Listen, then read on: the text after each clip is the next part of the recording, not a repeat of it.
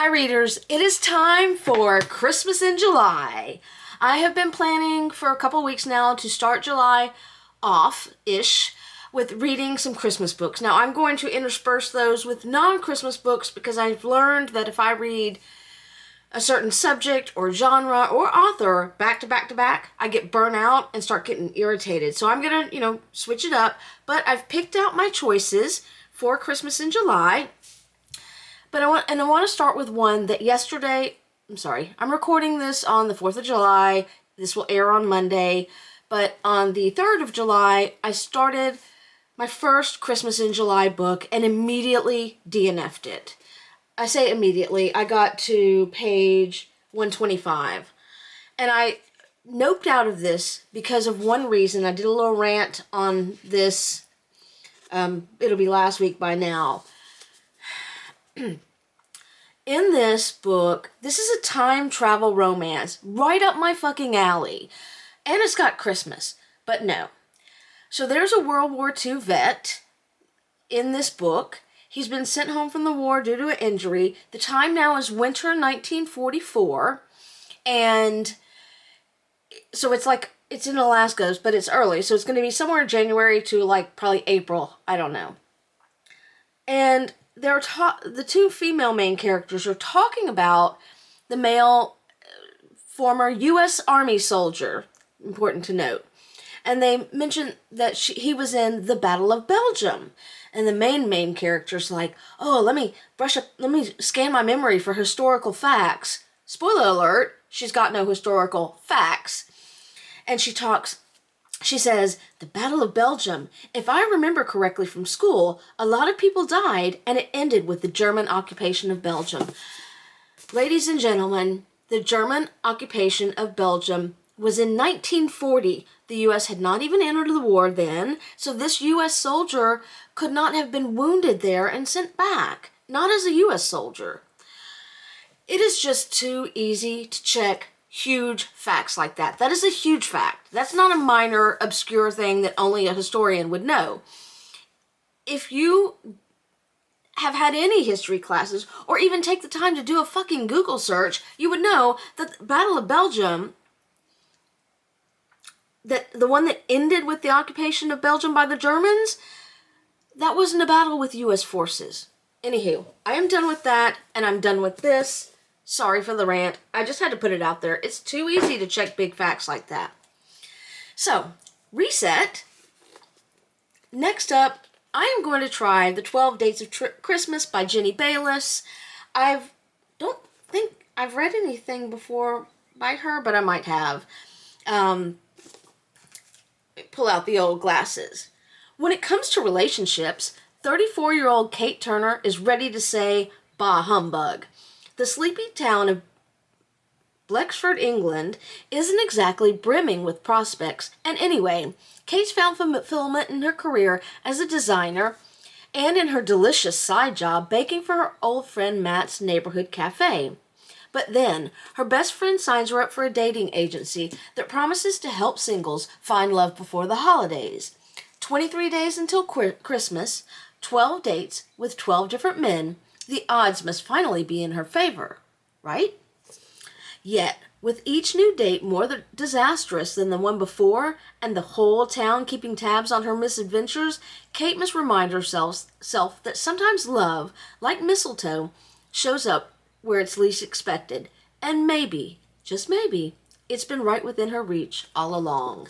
So that is what I'm currently reading. I haven't actually started it yet, but in my next break from chores, I will be starting that. I should finish it, if not tonight, then tomorrow. Next up is a book that I've had for a minute. Don't remember where I got it.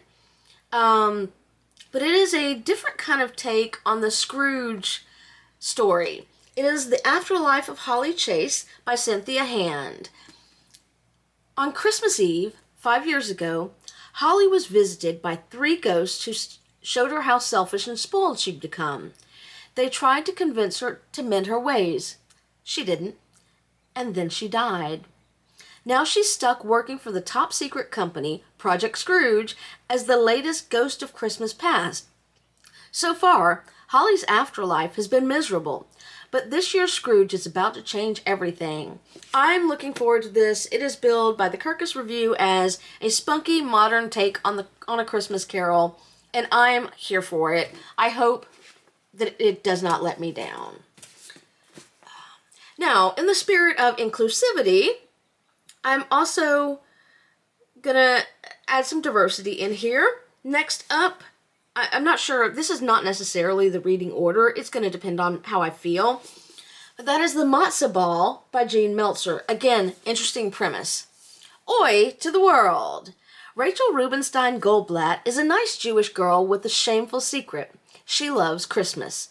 For a decade, she's hidden her career as a Christmas romance novelist from her family. I love this. Her talent has made her a best-selling author, even as her chronic illness has always kept the kind of love she writes about out of reach. But when her diversity-conscious publisher insists she write a Hanukkah romance, her well of inspiration suddenly runs dry. Hanukkah's not magical, it's not merry, it's not Christmas. Desperate not to lose her contract, Rachel's determined to find her muse at the Matzah Ball, a Jewish music celebration on the last night of Hanukkah, even if it means working with her summer camp archenemy, Jacob Greenberg. Though Rachel and Jacob haven't seen each other since they were kids, their grudge still glows brighter than a menorah. But as they spend more time together, Rachel finds herself drawn to Hanukkah and Jacob in a way she never expected. Maybe this holiday of lights will be the spark she needed to set her heart ablaze. I'm really looking forward to this. It seems fun.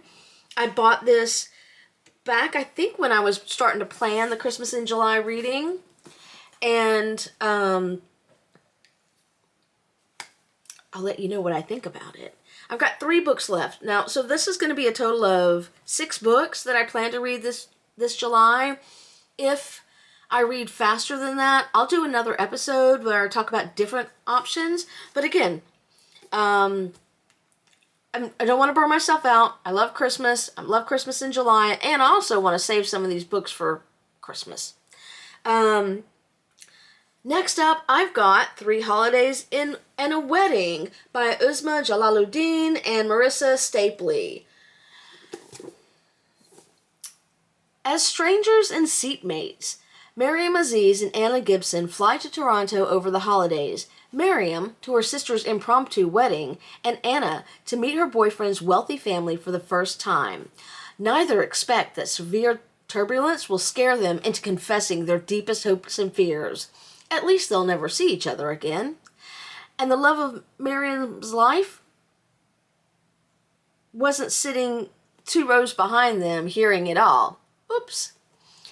An emergency landing finds Anna, Saif, Miriam, and her sister's entire bridal party snowbound at the quirky Snow Falls Inn in a picture-perfect town, where fate has Anna's actor crush filming a holiday romance.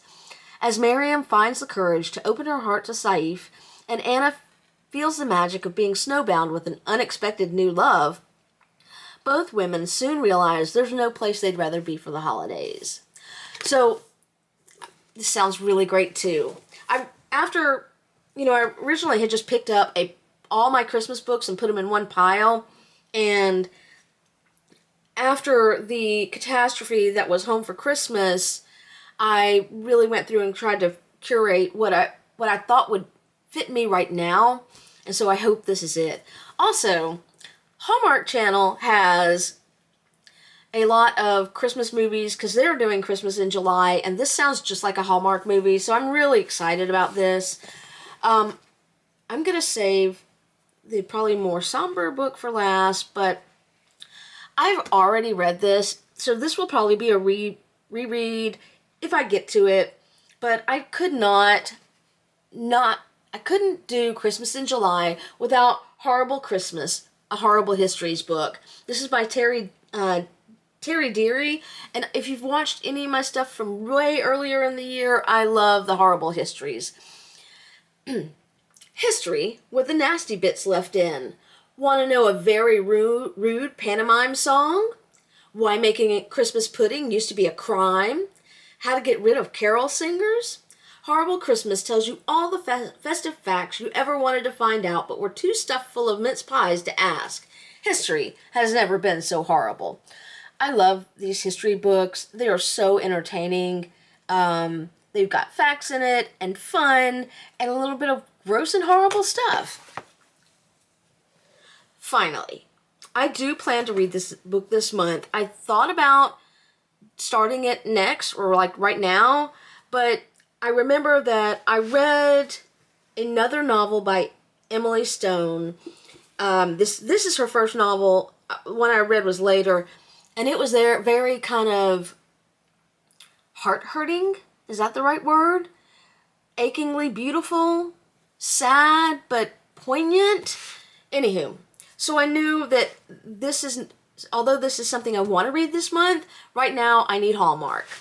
But the final book I want to talk about is Always in December, again by Emily Stone.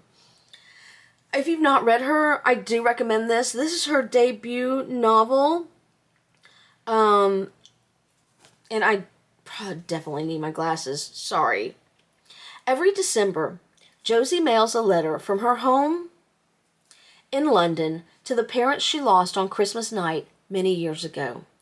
Every time she writes the same 3 words, missing you, always. But one year, her annual trip to the mailbox is knocked off course when her bicycle collides with a handsome stranger, a stranger who will change Josie's life. Josie always thought she was the only one who avoided the Christmas season, but this year, Max has his own reasons for doing the same, and coincidence leads them to spending the holiday together. Aglow with the new love, Josie thinks this might be the start of something special. But then, Max disappears without saying goodbye.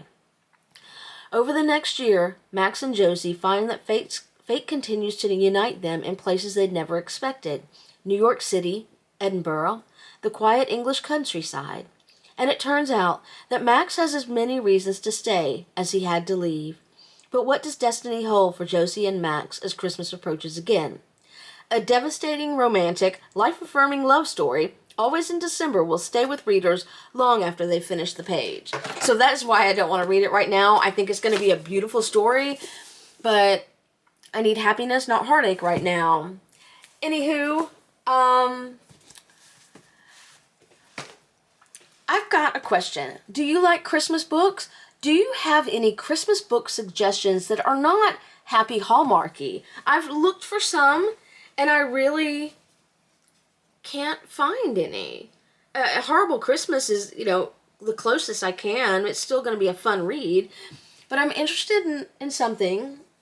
Is there horror out there? Sci-fi? Literary fiction? Let me know if you've got any suggestions for some Christmas reads that are not all happy rom-com. That is it for me. I will see you on the flip side because I've got my weekend books coming up tomorrow. Happy reading!